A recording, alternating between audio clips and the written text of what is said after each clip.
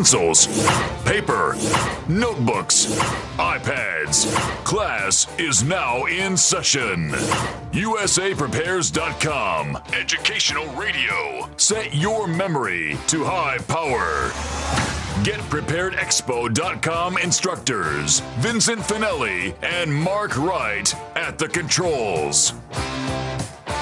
I am Mark Wright, and I'm here with the original survival economist, Vincent Finelli. And Vincent, we have a great guest on the phone waiting patiently. Would you like to introduce John Moore? Fasten your seatbelts, class. What you're about to hear is not for the faint of heart. John Moore, best-selling DVD author, Global Warming, What the Government Isn't Telling You. Welcome, John Moore. Thank you, Vincent. Thank you, Mark. Good to be here. Good to have you. John, I have a feeling that some of our class will want to get to your website. So we have ready to go a link that goes directly to your website. So if they decide that they're interested in getting more information, USAPrepares.com links directly to John Moore's website. Outstanding. John, can you lead us into climate change? I know for sure that the climate is changing. I know that the weather patterns are changing. I know that it's tough on the animals that farmers have. I know it's tough on plants, and I know it's tough on crops. What do you think? Well, the U.S. government's known since 1979, 32 years ago, that in the future being now, that we would have abrupt climate change taking place, which of course is now happening. I first wrote about this and published my paper, No Need for Panic, in January 2006, making the assessment, I wouldn't call it a prediction, making the assessment, passing on what the scientists were saying, that 5 to 20 years in the future, the Gulf Stream would stop. Of course, 5 years in the future, it did stop. On June 12th, 2010, just over a year ago, the Gulf Stream did stop. The Gulf Stream was, past tense, the regulator of the jet stream. Now, your local weatherman or weather girl on the TV station giving the weather report, they may say something to the effect of, quote unquote, the jet stream's doing strange things that we've never seen it do before, which it is. They won't go the next step and say why. They may try to blame it on El Nino, which actually ended a few weeks ago. But that's not the real reason.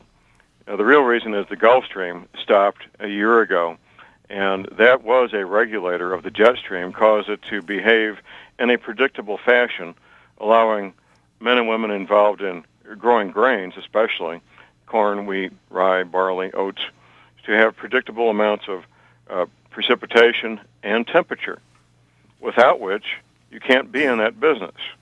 And, of course, that's what they're finding out now. Grain growers all over the planet, especially in the northern hemisphere, of course, Australia's in the southern hemisphere, experiencing extremes of drought and flooding, extremes of high temperatures and low temperatures, knocking out very large percentages of the grains that feed the people and feed the animals of the planet. I suggest people go to the Chicago Board of Trades and look at grain futures prices.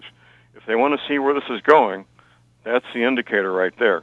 John, I read a while ago that 91% of Texas is experiencing drought conditions. That's just horrible for our food commodity prices. Absolutely. That's going on as we speak. And it's just going to get worse. We're at the beginning of it. This past summer was the first summer with no Gulf Stream working. And Central Europe, including Moscow, had the hottest summer since they've kept records for 1,000 years. This past winter, Moscow had the coldest winter in 1,000 years. Wow. And, of course, England, Ireland, and Scotland are experiencing the same things. Freezing pipes, freezing underground. They don't bury the pipes deep enough in Ireland to deal with the kind of cold they're experiencing. John, what do you think will happen with the infrastructure in England, Ireland, Scotland, based on the water, the sewer, and the other pipes? The infrastructure provides fresh water. Took many decades to put in place. It can't be replaced in a year or two. That can't happen. You cannot have millions of people living without potable water for drinking, cooking, cleaning, and very importantly, fighting fires. You can't do that. It's not safe. It's not healthy. It's not going to happen, which means these people, in my opinion, are going to have to be evacuated. They had lines of people this past winter standing in line at government watering points to get water so they could drink. I don't know what the fire departments are doing over there. I guess they're trying to make do with tanker trucks full of water, which is a rather inadequate way to fight fires, but you can kind of sort of do it. Sure. Even the sanitation issue comes to mind too, because where will that effluent go? Well, prior to modern plumbing, modern plumbing's only about 120, 130 years old, by the way. These cities were desperately dirty, nasty, disease, filth-infested places in Europe and any place else there were cities, because they didn't have hot and cold running water and flush commodes. And we may be returning to that. I would like to think not, but if the pipes aren't buried deep enough to withstand freezing, there's little alternative. My pipes on my farm are buried 3 feet below the surface, below the frost line. That's more than enough at our latitude. Typically, 18 and 24 inches is deep enough in our latitude, at least for the time being. That could be changing also. I understand that in Europe, some of the pipes are buried at ground level or just below the surface. Right. Well, Charles de Gaulle Airport, which is the airport for Paris, you can imagine, Mark and Vincent, the top engineering firm that they could find was involved in the design work of one of the major airports on the planet, the Charles de Gaulle Airport. If they ever dreamed they would need to calculate a snow load on a roof, of course they would have done so, but they didn't. Snow in Paris is basically a light dusting if it ever happens, except this past winter. The roof almost collapsed from snow load at the Charles de Gaulle Airport. Things are changing dramatically for the worse all over the Northern Hemisphere. And we may be it's either or. We're either at the beginning of a mini ice age or a full-blown ice age that goes on for centuries. Well, we see the dramatic weather changes, and we have been preparing for it. When we build our structures on our farm, we increase the load carrying capacity by a factor of 3. Well, good for you. I mean, that's very insightful and very wise of you to do so. The homes in our latitude typically are meant to hold maybe 12 inches of snow, which at our latitude is a lot of snow. You get another 200 to 300 miles north, you basically have to double that. The Missouri Ozarks, where we all live, is known for rather short, rather mild winters compared to 200 or 300 miles north of here. I've got an article from Canada.com, and the article says, Washington, the United States is experiencing the deadliest year for tornadoes in nearly 6 decades. But a top U.S. weather expert said on Monday, there's no link between the violent twisters and climate change. Well, 600-plus tornadoes, 600-plus tornadoes in 1 month, the month of April, is something, of course, with no precedence that we're aware of. It takes low-pressure systems to create those kinds of violent storms, thunderstorms, and tornadoes. And, of course, the jet stream doing its wild gyrations is what caused all those hundreds of low-pressure systems to form up. And, of course, the jet stream is doing all the wild gyrations it's doing because the Gulf Stream no longer regulates it. Yeah, and the article goes on to say, we see no correlation between global or U.S. national temperature and tornado occurrence. Right. Yep. And they'll keep putting out the company line, which is what they're doing. That's what Al Gore didn't dream up the stuff he puts out. That's right out of NOAA, the National Oceanic Atmospheric Administration. Mm-hmm. That's their information, not Al Gore's information. So, John, essentially what you're saying, as a result of what's happened with the Gulf Stream and now the jet stream, is that we can look forward to these supercell storms in whatever capacity they come in, whatever form they come in. We have got to get prepared for that real scenario. Well, there's some unknowns here, gentlemen.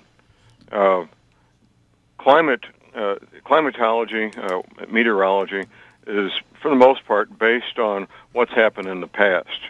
And based on what's happened in the past, they make their predictions for what will happen in the future. The future either being 24 hours in advance, or a week, or months, or whatever it might be. There's a major defect in that now, because we're in uncharted territory with the jet stream doing things and being unregulated, so that we don't have a way to accurately predict future weather anymore. And the storms that we've been seeing, it used to be a mile-wide tornado on the ground was something you might see maybe a few years apart. Now they're becoming a somewhat frequent occurrence. Multiple tornadoes at the same time in very close proximity are becoming very frequent occurrences. We're seeing things happen that on a very frequent basis that never happened like they are now. Plus, hurricanes on land. We had one come over your home, Mark, and your home, Vincent, and my home 2 years ago in May. Yes. And it was a land-based hurricane. They had to dream up a new name. They can't call it a himicane like Professor McKinney would like to, or a land-based hurricane. They call it a deroji.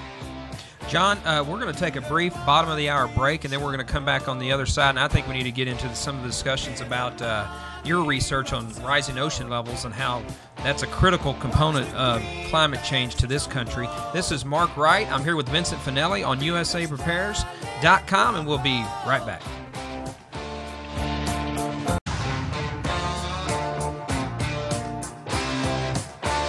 Please return to your seats. Class is now in session at USAPrepares.com.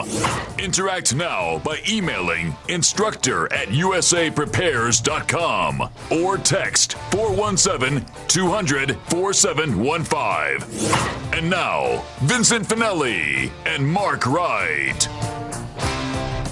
And this is Mark Wright, and I'm here with the original survival economist, Vincent Finelli, and we're speaking to John Moore. Now, John was at the Get Prepared Expo back in the spring, and I tell you what, it was a fascinating speech. People were captivated by what he had to say. Mark, you're smiling. It was so much fun, wasn't it? It was great, and John did very well. I know he had his DVD series there that he sold a lot of. I saw people lining up for his DVD series, and so I'm sure people out there want to know how they could potentially get a hold of his DVD series. Well, that's really easy. They just go to USAPrepares.com. That's USAPREPARES.com, and there's a link right to John Moore's website, and it'll take him right to his website, and they may purchase the DVDs.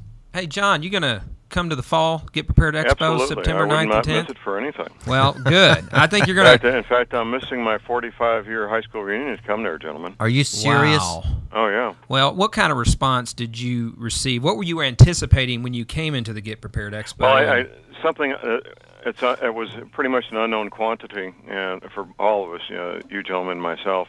I try not to have too high expectations, and just look at it as it'll be a good experience, it'll be fun, and whoever is supposed to be there will be there. And with that in mind, I thoroughly enjoyed myself and met a lot of good people and a lot of networking opportunities. Got to see hands-on the Missouri Shelter people, for example, and other vendors that in one place at one time. It's highly unusual to be able to walk down some aisles and see it in one location at the same time. All these various and sundry people offering goods and services that you would never see at one place one time otherwise. That's true. John, why don't you relay to our audience right now what you spoke about at the Spring Expo about your research in regards to the United States Navy and their scientists? Well, people need to understand, first of all, that my professional training, both in U.S. Army intelligence and in college, is to be a researcher. I was an intelligence analyst in the military, and I'm a paralegal in the private sector, and, of course, a homicide detective most of my adult life. So I approach research projects with that background in mind, and I began my research in 2000, the spring of 2000, and it continues to this day.